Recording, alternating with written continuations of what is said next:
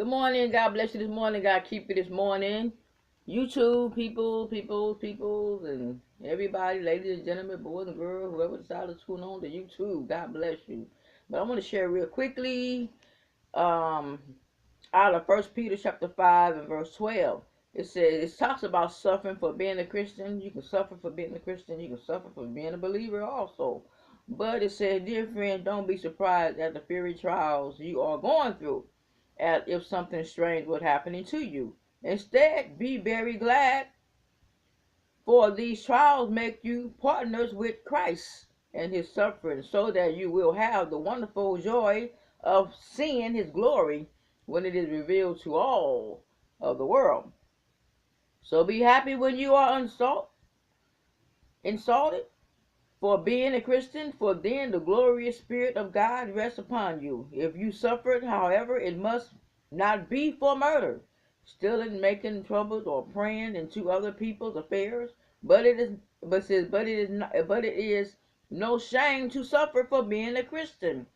Praise God for the privilege of being called by His name. For the time has come for judgment, and it must begin with God's household. And if judgment begins with us, what terrible fate await those who have never obeyed God's good news? And also, it kind of reminds me of, let me read this other two real quick. But one more verse real quick. It says, if the righteous are buried saved, what will happen to godless sinners?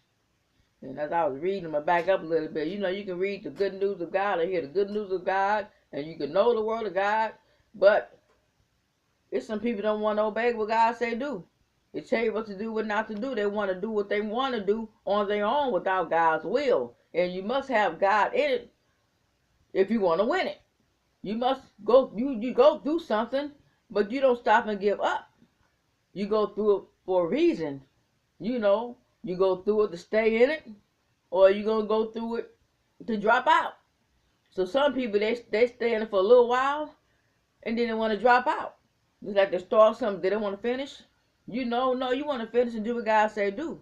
So therefore, if you started something and you know what God told you to do, finish it. Don't start something with God and you not going to finish, because you're not going to win anyway, because without God nothing works. Just like you picture your own life or picture my life, any relationship or something like that, I make a point of my own self. They want something, they got it. They's all cheerful, all happy and everything. They want what they want, they got what they got. They want to back out a little later on. They feeling some whatever they feeling later on down the line, when your person still can be good, still could do all the good things that a woman's supposed to do. Not even married to, should not even be happen to cook and do all the things, because all that stuff is supposed to be set aside for marriage all at the same time. She cook, she can do this, she clean, all the good things about her. It is like, what is the issue?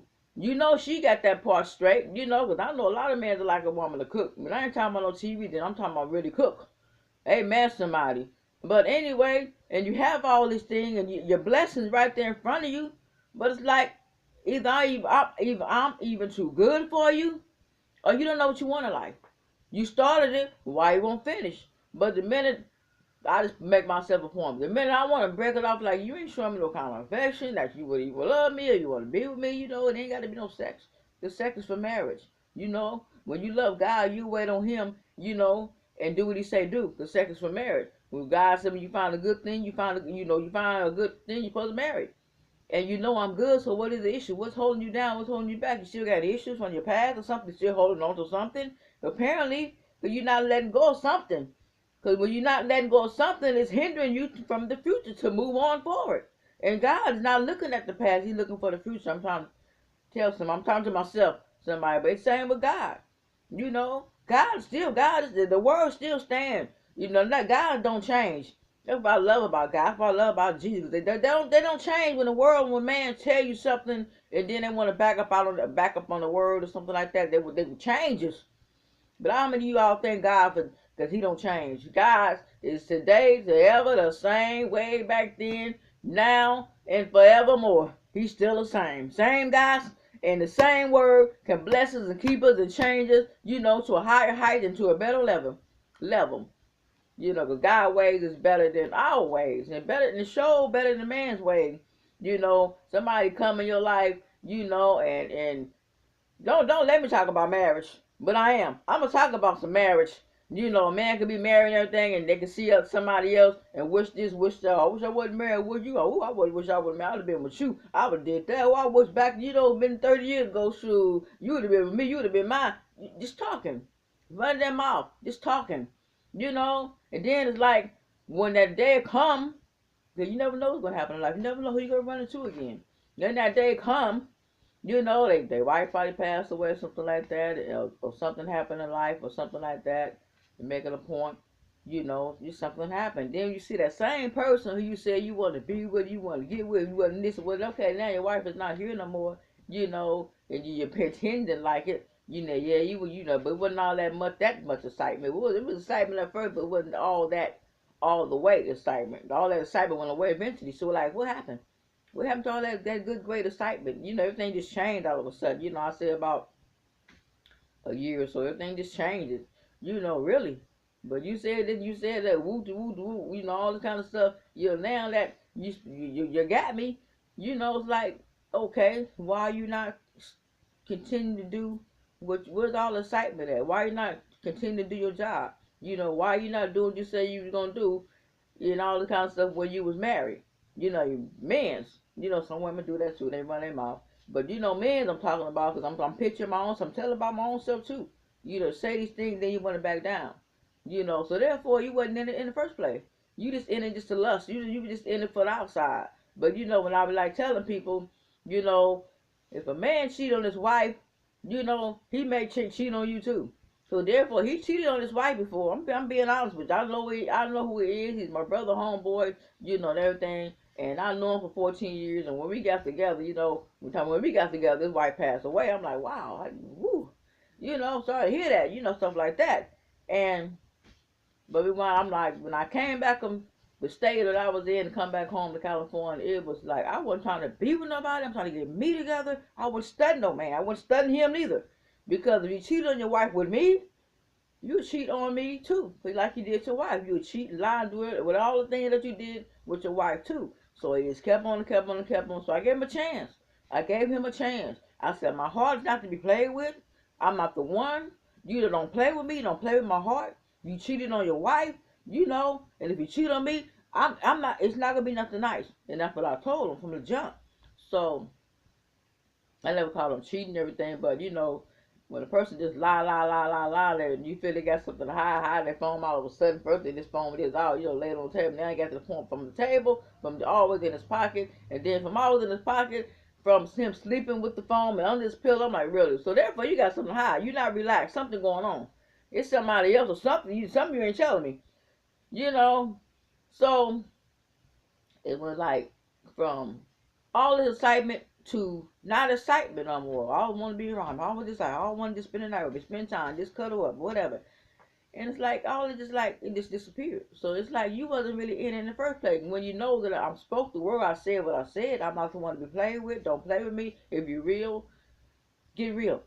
You know I'm good. You know I do this thing. You know I'm clean. You know this. You know I'm helpful. I pray for you. I said we need to pray. Won't you just pray? Let's pray together.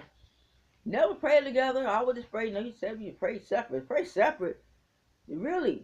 And like, what kind of relationship is that to pray separate? You ain't trying to work on nothing. You ain't trying to have something together. You ain't trying to accomplish something together with us. Just us as a, supposed to be a couple, a relationship.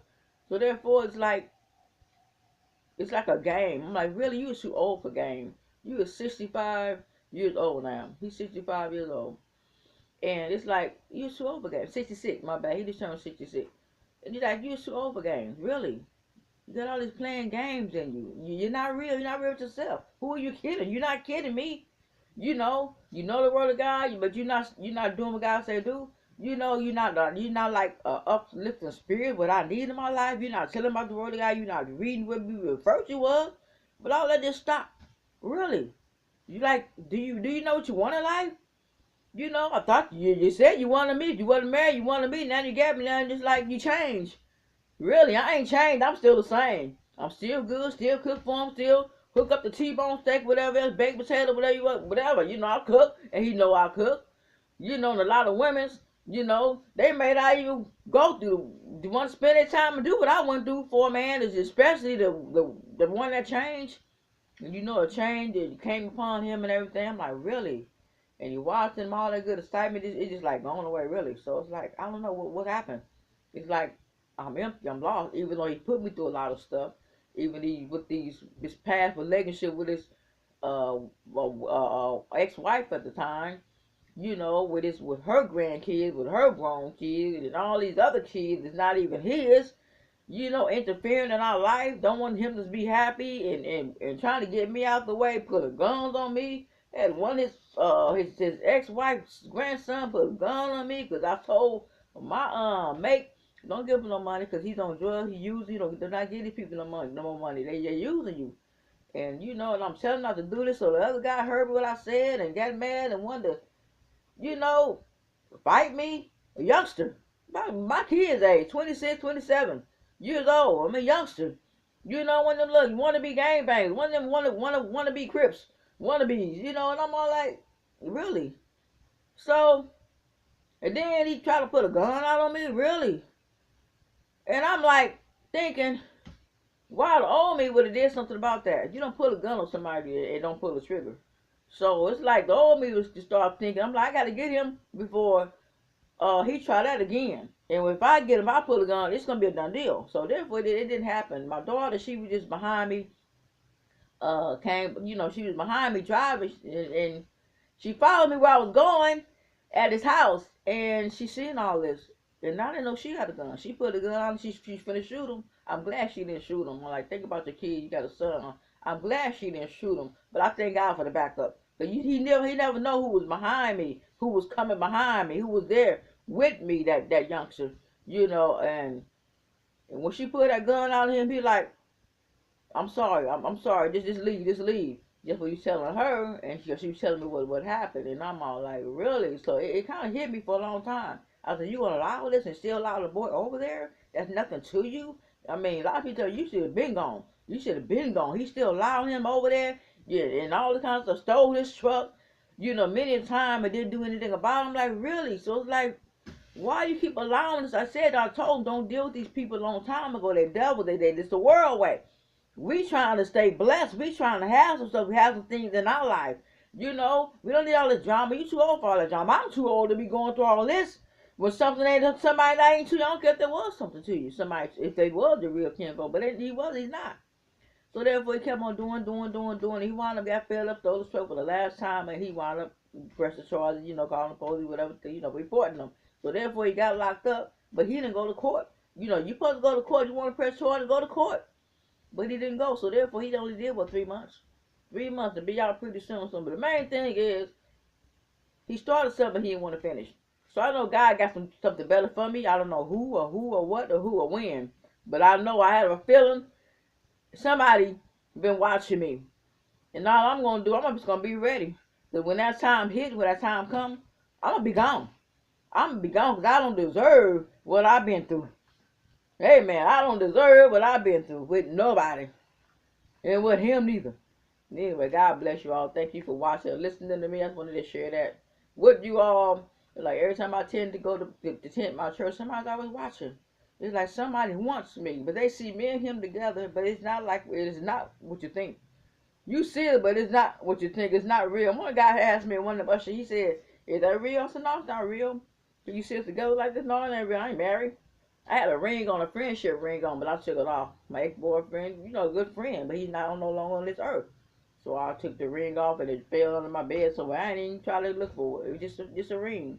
Friendship ring. He was there till, you know, he was there to the end. You know, now he's not here no more, but he was there for me. But anyway, now it's not on, and they thought I was married to him, so like, oh, it's not on. He still got his ring on. His wife is deceased. He's still wearing his ring, but he, you know, it's still. She been gone for almost 9 years, 9 to 10 years now, and he's still wearing a wedding ring like he's married. So it's like he's still holding on to the past. He can't move on. So she's dead. She's not here no more. It's like hard for him to move on. So it's like you should have thought about that before you got with me. You should have stayed by yourself before you got with me. But anyway, God bless you all. God keep you. Remember, God love me, so do I. Y'all take care. Thanks for watching. Thanks for listening. Stay up in Jesus' name. I'm going to do the same thing. So take care. See y'all later next time. God say the same.